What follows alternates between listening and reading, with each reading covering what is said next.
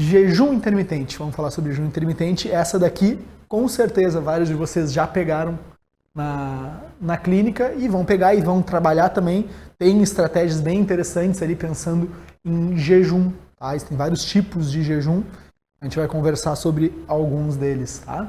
O que é jejum intermitente? Então é uma estratégia que limita a alimentação a janelas de tempo específicas, né?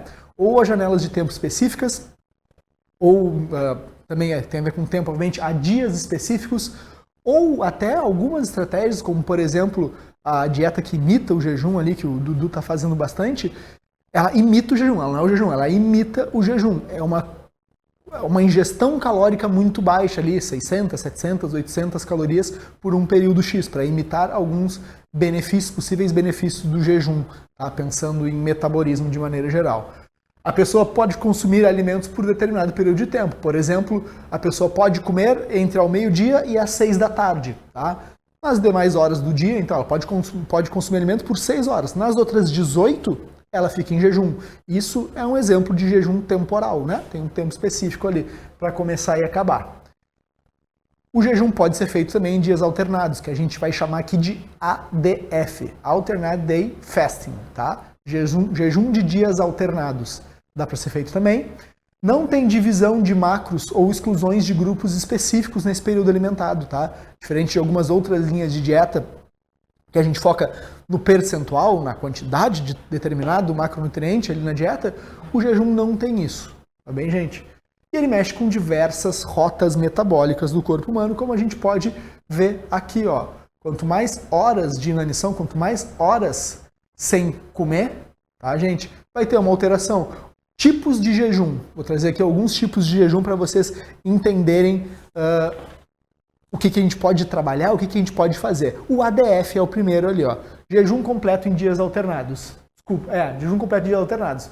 Então, alterna dias de jejum completo, sem alimentos ou bebidas que contêm energia. Então, tu pode tomar um chá, tu pode tomar um café e tudo mais, mas não pode conter calorias. Com dias de alimentação à vontade. Tá? Então, alguns dias tu não come nada, alguns dias tu vai e come à vontade. Regime de jejum modificado. Então, esse regime de jejum modificado ele é bem interessante quando a gente vai pensar na nossa prática clínica e agora eu vou explicar para vocês por quê. O que vem a ser o regime de jejum modificado? Permite o consumo de uma quantidade bem baixa calórica. Vamos lá. Nosso paciente ele deve consumir aí, sei lá, 2.000 calorias por dia em média, tá? Em alguns dias da semana, vamos pensar em 2 dias da semana, eu vou dar para ele só 25% disso. Então, ao invés de ele consumir as 2.000, ele vai consumir 500 calorias só. Isso em 2 dias da semana específico, de preferência sem ser sequencialmente. Então, um na terça e um na sexta, por exemplo, tá? Isso, a depender do resto todo da semana, vai aumentar o meu déficit, né? Então, é uma estratégia. Para alguns pacientes que em algum momento precisam comer mais, em alguns dias, por eventos sociais, tudo assim, pode ser uma estratégia válida, tá? Jejum com restrição temporal, pessoal, que é o que a gente mais vê, né?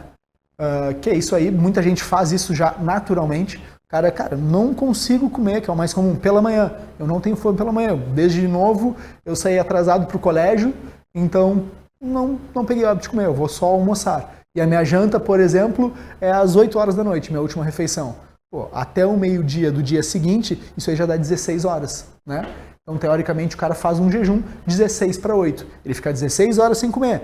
Ele vai jantar lá às 8 da noite. E a próxima refeição dele, vai ser só ao meio-dia. Isso aqui já dá 16 horas. Então, isso aqui já é um jejum com restrição temporal. Tá? Jejum religioso, por motivos espirituais, de maneira geral, como eu falei, para maior conectividade, também para demonstrar alguma coisa para o seu Deus e tudo mais. E o jejum do Ramadã, tá? Que é o jejum do nascer ao pôr do sol, durante o mês sagrado do Ramadã. Eles fazem uma grande refeição ali, 5 da manhã, por exemplo, depois eles fazem normalmente 2 refeições, às 19 horas e depois às 21. Então é assim que eles acabam fazendo. Sempre a refeição que quebra o jejum costuma ser um banquete e depois uma ceia menorzinha. Normalmente é isso que se faz, tá? No Ramadã. E agora? Agora a pergunta que todo mundo quer saber. Pensando em emagrecimento, será que jejuar é melhor do que comer de maneira normal, comer a cada, sei lá quantas horas, o paciente fazer 4, 5 refeições no dia? Será que existe alguma vantagem quanto a isso? E aí, nesse daqui do JAMA, a gente pegou o que, ó? O ADF, Alternate Day Fasting, tá? Basicamente aquilo que eu falei para vocês. Em alguns dias da semana, esses caras iam consumir apenas 25% das calorias que eles necessitavam. Então, como é que foi feito o desenho desse estudo? Ó, os participantes são divididos em 3 grupos por 1 ano. Por quê? Porque queria ver tanto perda de peso, quanto depois reganho desse peso, para ver se algum é pior ou melhor que o outro, tá? O jejum alternado, então, olha ali, ó, que é com 25% das necessidades de energia em dias de jejum e 125% nos dias de festa, que seria, é um dos grupos. Restrição calórica, que é o normal, ó, 75% faz uma restrição. A Ju come 2.000, eu vou dar só 75% do que ela precisa, então, se o get dela é 2.000, eu vou dar para ela, então, só 1.500 calorias, tá? 75% das necessidades de energia todos os dias ou um controle que era sem intervenção nenhuma. Então, basicamente isso. Um grupo consumia ali 125% do que precisava por 5 dias e 2 dias da semana acabava consumindo apenas 25%, tá? E o outro grupo consumia já um déficit calórico diário igualzinho, tá, pessoal? Vamos lá. O resultado primário foi a mudança no peso corporal, é isso que a gente queria ver. Os secundários foi a adesão à intervenção dietética e possíveis indicadores de risco ali cardiovascular. O que aconteceu nesse estudo especificamente, pessoal? Olha aqui, vamos lá. Os participantes do grupo de jejum, aqueles grupos de restrição calórica, receberam todas as refeições, então eles recebiam as refeições, a não ser o grupo que era o grupo controle, que não tinha intervenção, os outros participantes eles recebiam as refeições pelos primeiros 3 meses do ensaio, tá? E receberam também o aconselhamento dietético, que é o que a gente faz. Durante a fase de perda, que é dos primeiros 6 meses, tá, que eles queriam perder o peso, os grupos de intervenção foram instruídos a reduzir a ingestão energética em torno de 25% ao dia. Então, basicamente, é aquilo que a gente vai fazer com o paciente na clínica mesmo. Cara, teu GET é 2.000, eu vou te dar uma dieta com 1.500 calorias. Ou eu vou fazer, por exemplo, um ADF. Tá? E aqui fala um pouquinho mais sobre o desenho do estudo e aqui vem o resultado do estudo, tá, pessoal? Vamos lá. Lembrando, então, que o grupo controle não teve intervenção alguma, tá? Era para seguir, esse que é o grupo controle. O grupo ADF é o laranjinha, ó. Então, os primeiros 6 meses, onde era para ver perda de peso realmente, aqui, ó, a gente vê queda. Só que a gente vê queda de ambos os grupos, tá? Tendo restrição calórica, tanto o grupo que comia várias vezes, quanto o grupo que fazia o ADF, então que alguns dias da semana consumia apenas 25% das calorias, tiveram perda de peso igualzinho ali, ó. É muito semelhante a perda de peso, tá? E o reganho, teve diferença? Será que um grupo foi pior que o outro? Também não. O que isso aqui me mostra, pessoal? Que quando a gente vai pensar em emagrecimento, mais uma vez, o fator restrição calórica vai acabar mandando, tá? Então, se a restrição calórica foi semelhante em ambos os grupos, o resultado nessa perda também será semelhante, tá? Não fazendo grande diferença ali com relação ao peso total.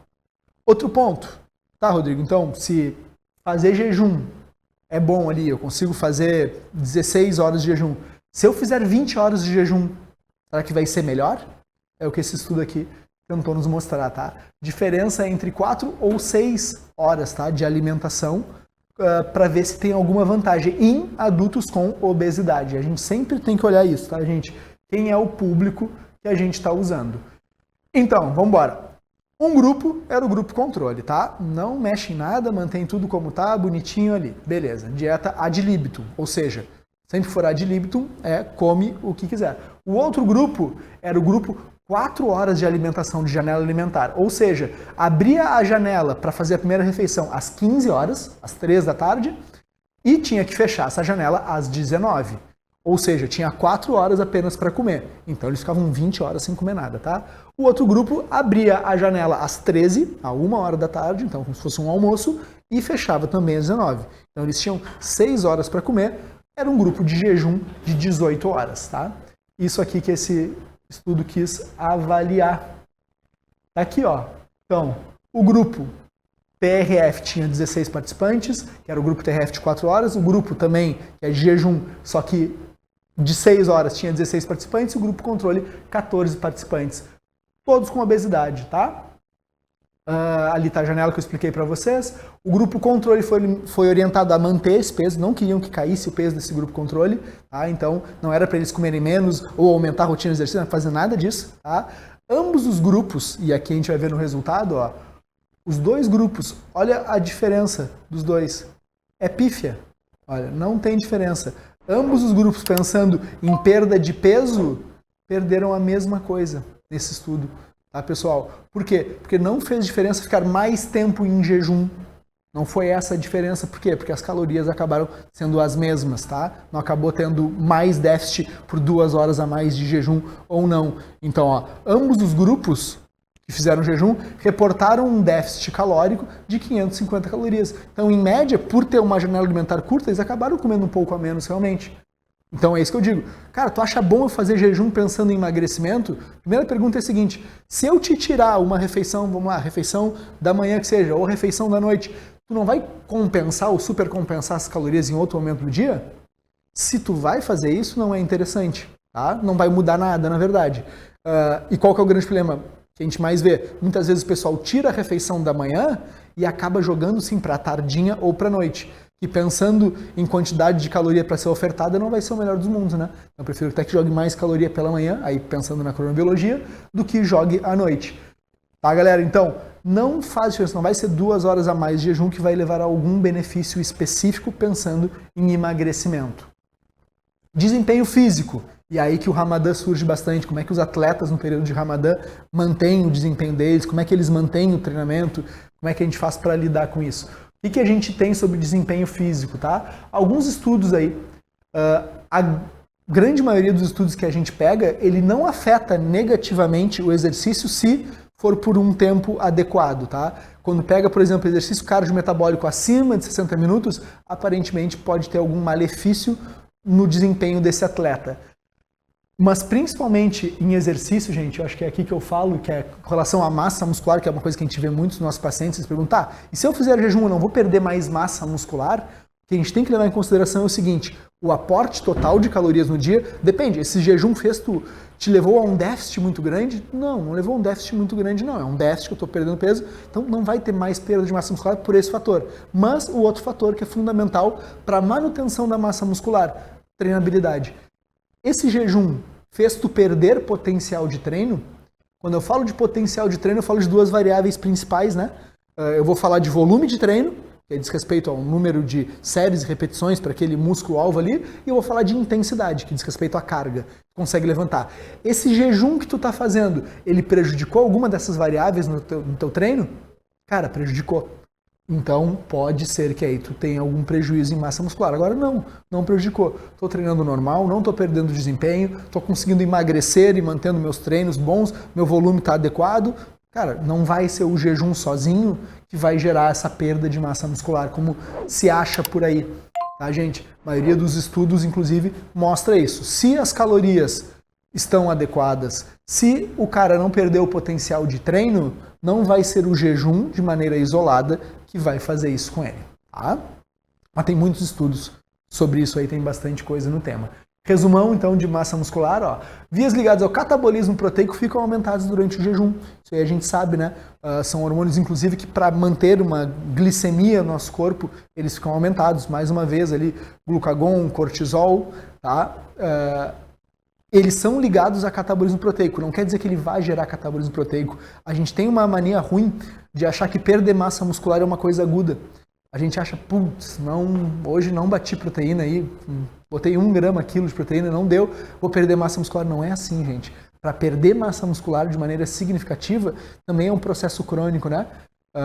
E principalmente ligada ao sedentarismo, ou alguma doença hipermetabólica, ou algo do gênero, assim, mas não é bem assim para a gente perder massa muscular, tá? Mesmo com esses hormônios, como as catecolaminas, como o cortisol, como o glucagon aumentados, a gente não vai perder massa muscular só porque essa via está aumentada de maneira efetiva. O turnover proteico ser positivo ou negativo, nosso corpo o tempo inteiro está quebrando e sintetizando proteína.